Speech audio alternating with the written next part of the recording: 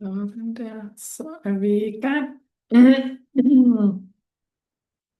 Og den her uges tema har jeg valgt at kalde for sådan tap into rich bitch energy.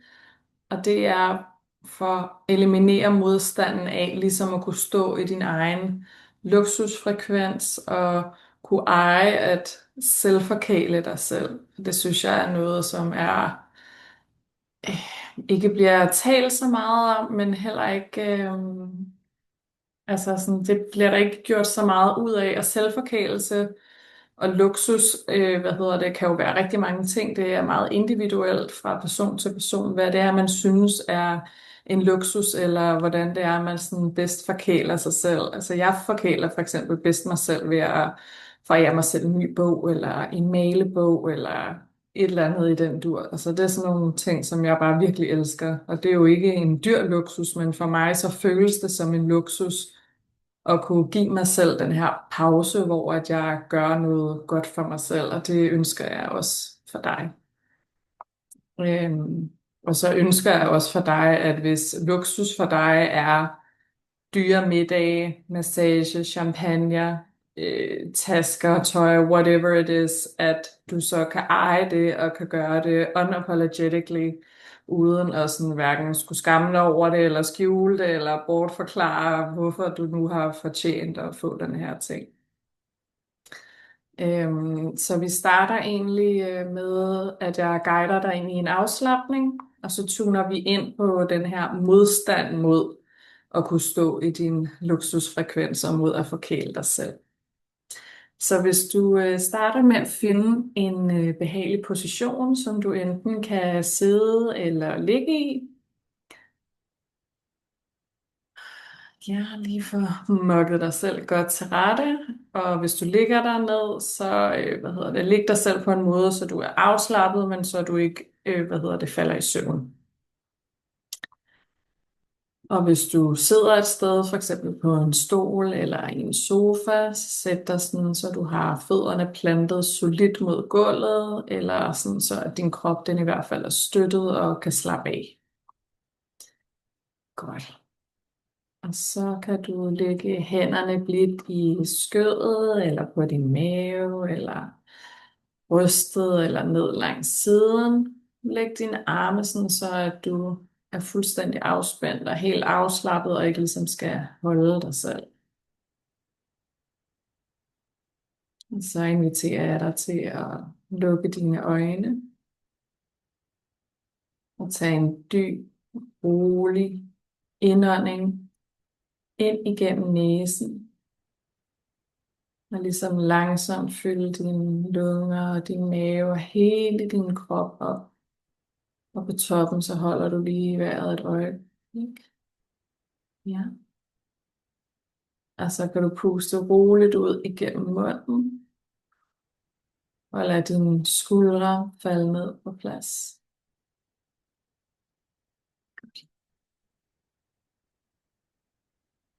Og så tager du endnu en dyb indånding. Trækker vejret ind. Alt hvad du kan ind igennem næsen. Du holder lige vejret på toppen. Et øjeblik. Og så puster du langsomt ud gennem munden. Og mærk, hvordan hver udånding ligesom gør dig mere og mere afslappet, afspændt. Du gør det lige en sidste gang til en rigtig god, dyb indånding. Fyld hele din krop. Hold vejret på toppen.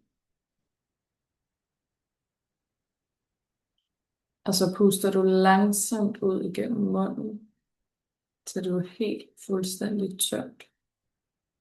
Så slapper du bare af. Når du vender tilbage til dit naturlige, rolige åndedræt. Og så lader du din opmærksomhed glide ned i kroppen. Og du kan begynde nede ved dine tæer, ved dine fødder. Mærk dine tæer og dine fødder, giv dem al din opmærksomhed. Og så giver du slip på dem, Slip på foden, giv slip på dine tæer. Giv slip på, hvis der er en anspændthed, en spænding.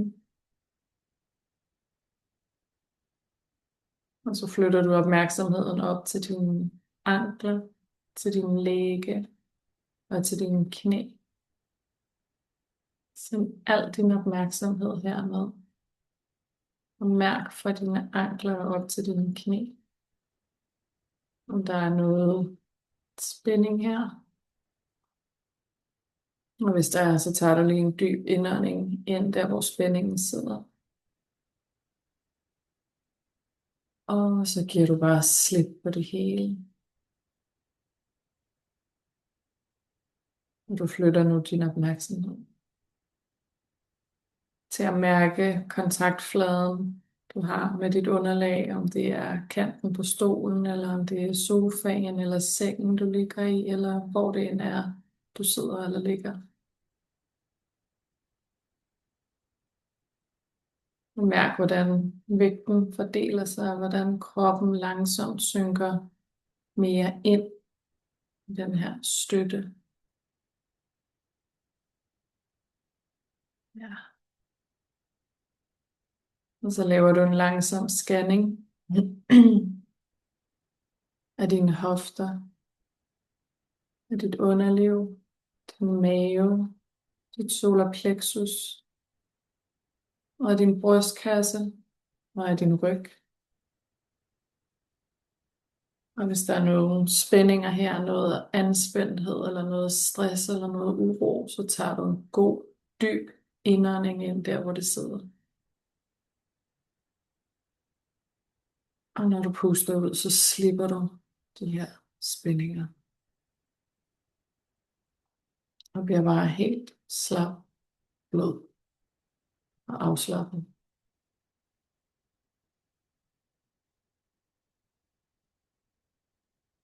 Og så rykker du dit fokus til dine skuldre, dine nakkemuskler, din kæbe.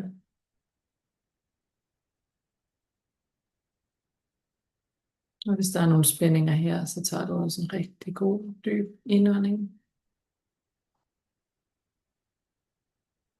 Og så bliver du helt blød, når du puster ud. Og jeg inviterer dig til at lukke dine øjne endnu dybere i.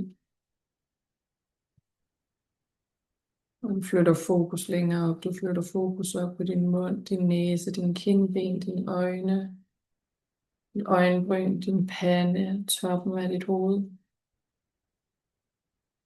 Hvis der er nogle spændinger her, så tager du en dyb indånding.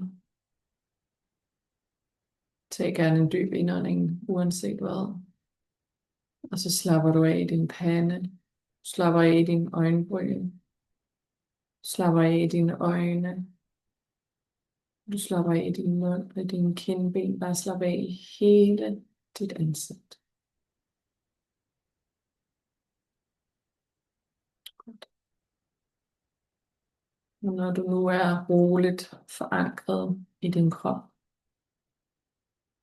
så inviter følelsen frem af modstand mod luksus, mod den selvforkælelse, som du længes efter.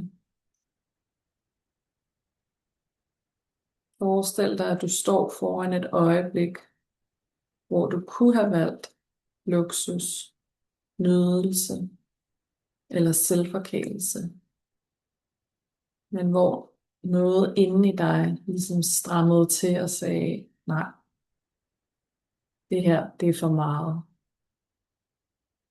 Eller det her er ikke nødvendigt. Eller jeg fortjener det ikke. Mærk, hvordan modstanden viser sig i din krop. Er det for eksempel en tyngde i brystet? Er det uro i maven? Er det en spænding i din kæbe? Eller et andet sted? Lad din krop vise dig, hvor følelsen og hvor modstanden bor. Tillad så, at de tanker, der følger med, bare dukker op. Det kan for eksempel være, hvem tror jeg egentlig, jeg er? Eller det er overfladisk at ønske sig mere, eller ønske sig materielle goder. Eller det kan være, at du er bange for, at andre vil dømme dig, hvis du tillader dig selv mere luksus, eller mere selvforkælelse, eller mere tid til dig selv. Så bliv et øjeblik i de her tanker og følelser. Du skal ikke prøve at ændre noget som helst ved dem, bare observere dem.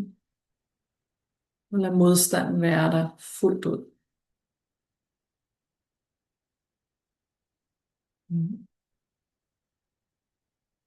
Forestil dig nu, at du giver modstanden en form. Hvis du ligesom kunne tage den ud af din krop og holde den i hånden, hvordan ser den så ud? Er den skarp, eller er den blød, kold, varm? Er den tung eller let? Er det håndgribeligt, eller er det en tåge, eller en væske for eksempel? Se den så klart, som du kan. Og så giv den lov til at være præcis det, den er. Og så siger du stille til dig selv: jeg giver mig selv lov til at mærke den her modstand.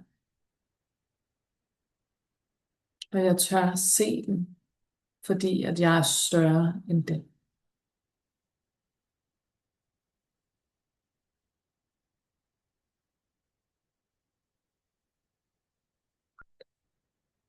Og så kan vi gå et lag dybere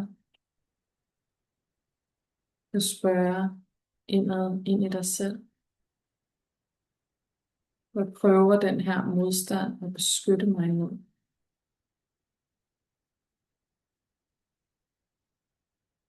Er det frygten for, at andre ser dig som grådig? Er det frygten for at blive misforstået, eller dømt, eller afvist? Eller er det frygten for at træde ud af gamle mønstre, hvor du har skulle nøjes eller gøre dig selv lille? Det er frygtsomt, fordi du måske ikke ved, hvem du er, hvis du træder ud af den her rolle og virkelig tør at eje din egen storhed. Så lyt til, hvad end det er, der kommer op, uden at analysere det, bare mærk det.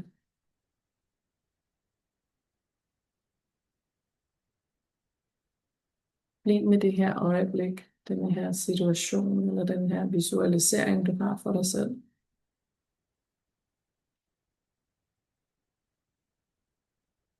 Og mærk så, hvor intens det er, hvis du på en skala fra 0 til 10 i intensitet, hvor 0 er helt neutralt, og hvor 10 er fuldstændig trigget og i al den modstand, du overhovedet kan mønstre. Hvor ligger du så på skalaen med den følelse eller de tanker, der er dukket op her?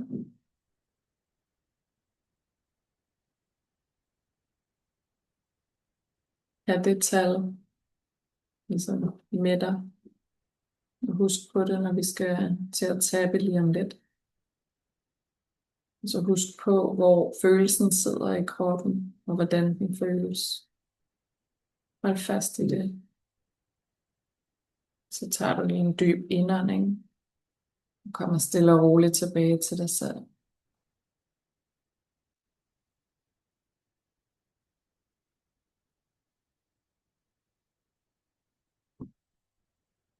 Og så gør du dig klar til, at vi skal tabe.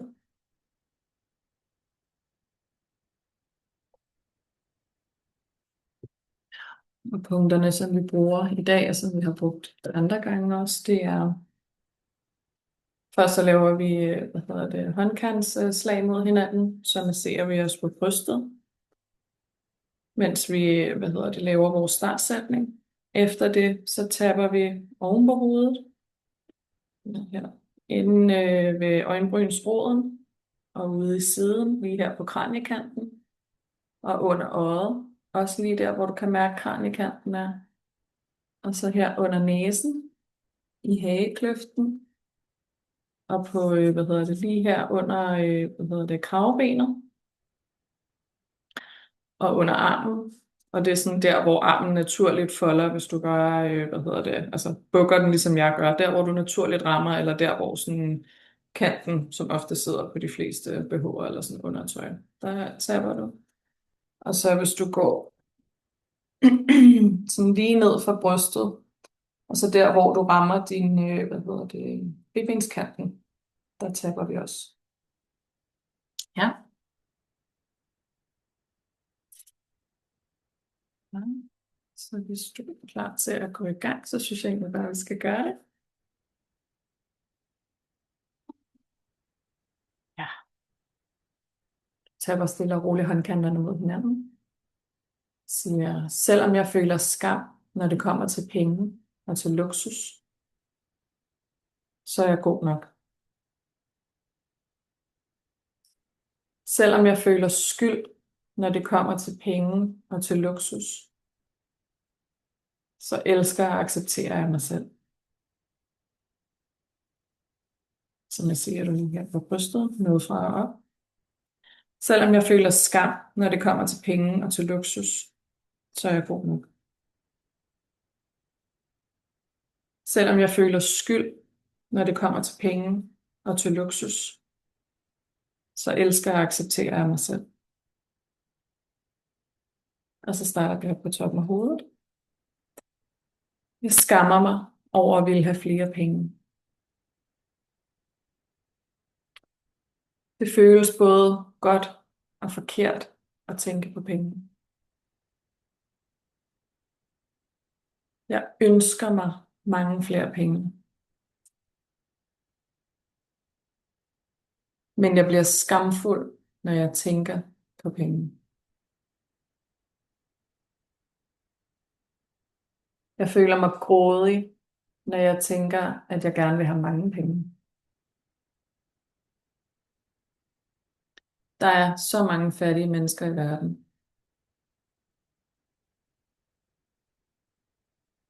Så tager du en dyb indånding. Jeg skammer mig over at ville have mere, end jeg allerede har. Og under armen. Jeg skammer mig over, at jeg gerne vil være rig.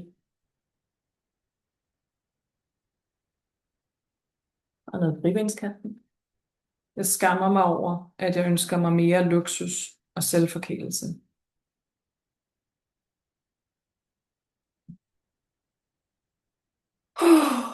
Jeg føler skyld, når jeg tænker på penge. Jeg føler skyld, når jeg bruger penge på mig selv.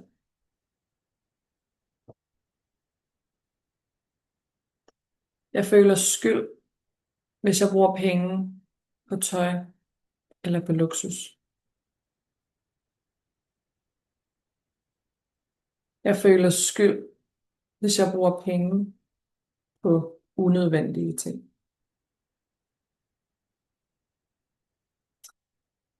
Jeg føler skyld, hvis jeg investerer i mig selv eller min forretning.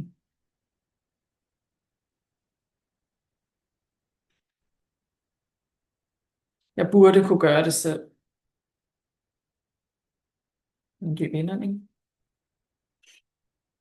Ellers fortjener jeg alligevel ikke at have en forretning. Under armen. Jeg føler skyld over, at jeg gerne vil være rig. Jeg føler skyld, når jeg ønsker mig mere luksus og selvforkælelse. Op på hovedet igen. Skammer mig over at ville have flere penge og luksus. Det føles både godt og forkert, når jeg tænker på penge. Jeg ønsker mig mange flere penge. Men jeg bliver skamfuld, når jeg tænker på penge.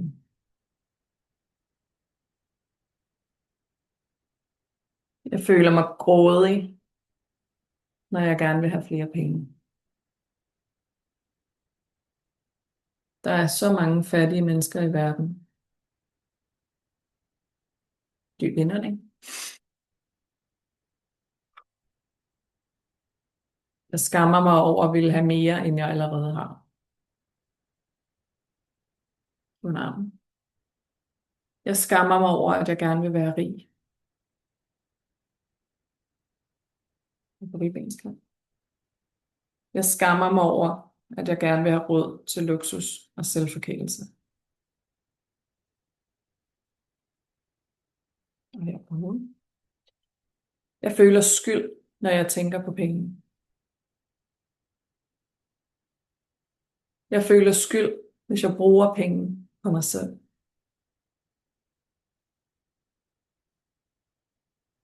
Jeg føler skyld, hvis jeg bruger penge på luksus eller selvforkælelse. Jeg føler skyld, hvis jeg bruger penge på unødvendige ting. Jeg føler skyld, når jeg investerer i mig selv eller min forretning. Jeg burde kunne gøre det selv. Men dyb indånding. Ellers så fortjener jeg alligevel ikke at have en forretning. Og under armen. Jeg føler skyld over, at jeg gerne vil være rig. Ribbenskabet. Jeg føler skyld over, at jeg gerne vil have råd til luksus og selvforkælelse. Og på toppen af hovedet. Jeg føler skyld og skam over, at jeg gerne vil have flere penge. Jeg føler både skyld og skam og glæde, når jeg tænker på penge.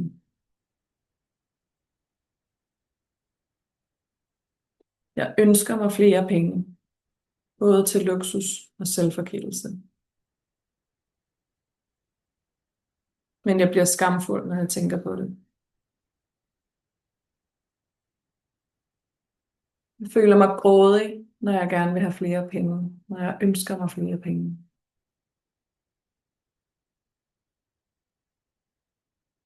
Der er så mange fattige mennesker i verden. Dyb indånding. Jeg skammer mig, og jeg føler skyld, når jeg ønsker mig mere, end jeg allerede har.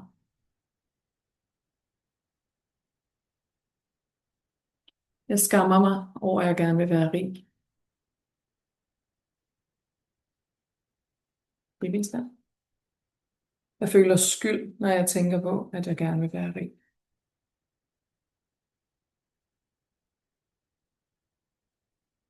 Og så tager du en dyb indånding. Så tapper du lige på det her naturlige mellemrum, der er imellem de to fingre. Så lukker du dine øjne, åbner dine øjne, og så kigger du skarpt ned til den ene side, det er lige meget hvilken. Kigger lige ud, kigger skarpt ned til den anden side, kigger lige ud. Så kører du øjnene rundt 2 gange til den ene side, det er lige meget hvilken en du starter til, mens du holder dit hoved stille. Kører øjnene rundt, kommer helt ud i kanterne. Jeg skammer mig over, at jeg gerne vil være rig. Kigger lige ud. Så kører du øjnene den anden vej rundt, kommer helt ud i kanterne. Jeg skammer mig over, at jeg gerne vil være rig. Kigger lige ud. Så nynner vi tilfældige toner.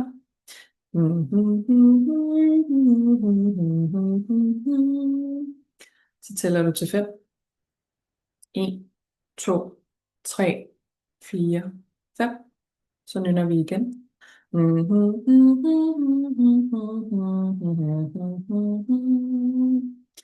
Så tager du en dyb indånding.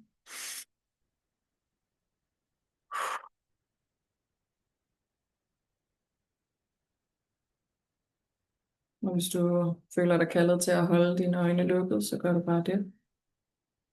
Men du mærker lige ind i, hvor du er på skalaen fra 0 til 10 nu. Har det tal flyttet sig fra før vi startede? Er det blevet højere? Er det blevet lavere? Og den følelse, du havde i kroppen, den form, som modstanden havde, om den var hård, eller blød, eller let, eller tung, eller hvordan den var, har den form ændret sig?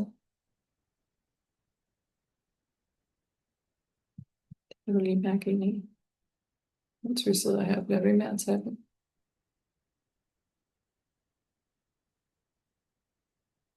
Uh.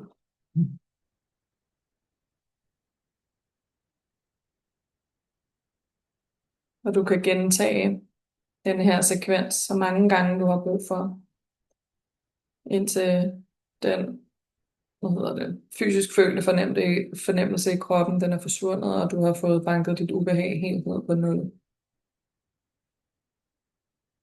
Men hvis du går 3 runder, uden at dit ubehag ændrer sig overhovedet, så har du ligesom nået det, du kan nå på den dag.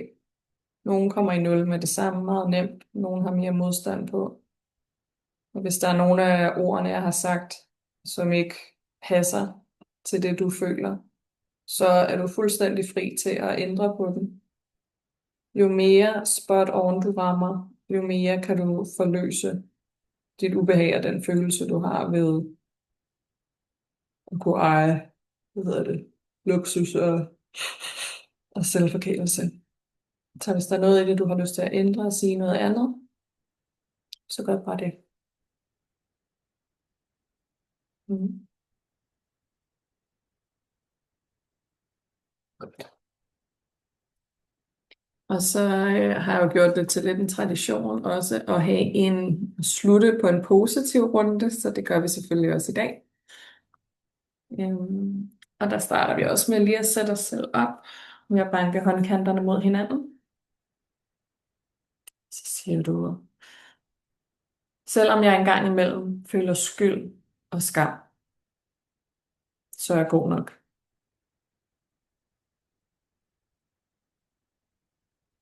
Selvom jeg kan føle tunge følelser omkring penge og luksus, så elsker og accepterer jeg mig selv. Så er vi oppe på brystet igen. Selvom jeg engang imellem føler skyld og skam, så er jeg god nok. Og selvom jeg kan føle tunge følelser omkring penge og luksus, så elsker og accepterer jeg mig selv. Og så starter vi op på hovedet. Skyld og skam er menneskelige følelser. De fortæller mig, hvor jeg mangler at arbejde med noget.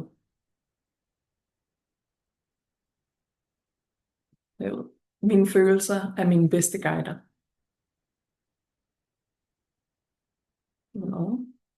At forløse negative følelser gør mig stærkere.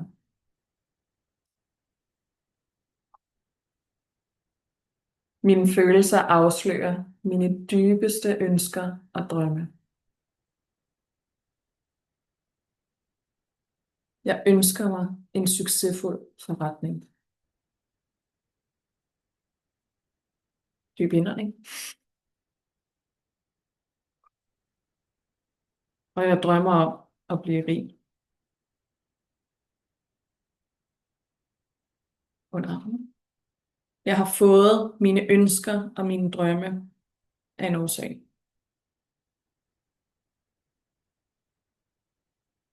Og på ryggendskanten. Hvis jeg drømmer om at blive rig, så kan det lade sig gøre. Og på toppen af hovedet. Jeg ønsker mig at blive rig. Jeg ønsker mig måske at blive millionær. Jeg ønsker mig et liv i luksus og lethed. Jeg ønsker mig at kunne gøre lige hvad jeg vil.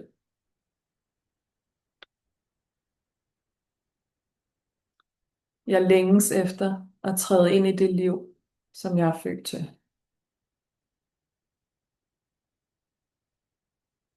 Rigdom og velstand er min fødselsret. Dyb indånding. Jeg blev født til at være rig på så mange forskellige måder. Åbner armen. Ellers var jeg ikke blevet givet denne drøm. Yndlingskanten. Ellers var jeg ikke blevet givet disse ønsker.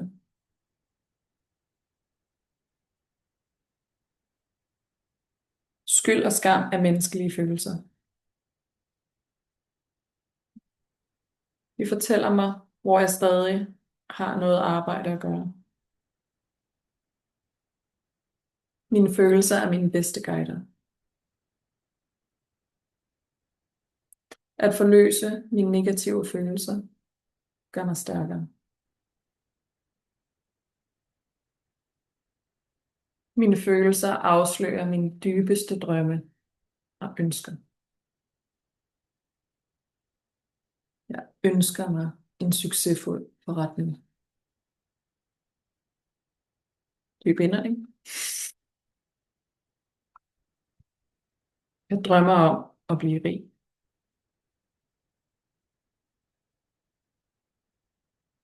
Jeg har fået mine drømme af en årsag. Jeg har fået mine ønsker af en årsag. Og jeg ønsker mig at blive rig. Jeg ønsker mig at blive millionær. Jeg ønsker mig et liv i luksus og lethed.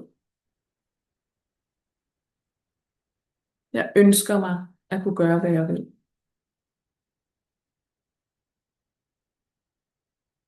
Jeg længes efter at træde ind i det liv, som jeg er født til.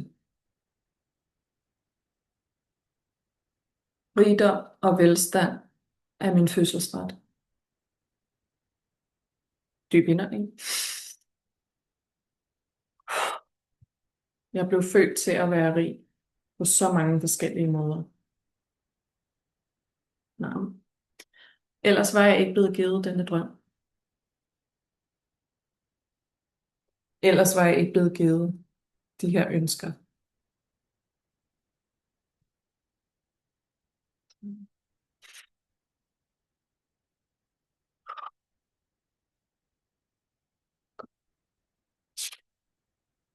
Og positivrunden, den kan du selvfølgelig også køre igennem præcis lige så mange gange, som du ønsker dig, eller som føles godt, eller indtil du ligesom mærker, at du ikke længere bliver, bliver trigget af de ting, der siger. Vi kan bruge positivrunderne til ligesom at integrere og afmontere den modstand, vi også kan have på at sige, alle de ting, som vi ønsker os. Og hvis der er nogle af de her ting, som selvfølgelig heller ikke 100% resonerer med dig, så er du også fuldstændig fri til at skifte ud og mixe og matche, sådan, så det passer præcis til dig. Godt. Og vi har ikke nogen på live i dag, så der er ikke nogen Q&A i dag. Du er altid velkommen til, hvis du har nogle spørgsmål, skrive til mig. Hvis du har nogle ønsker til temaer, for eksempel, vi kan tage op, så vil jeg rigtig, rigtig, rigtig gerne høre om det. Jeg rigtig gerne imødekomme jeres ønsker og jeres behov. Og ellers så vil jeg egentlig bare sige tak for i dag. Også for sagen. Og så må du have en helt fantastisk tirsdag.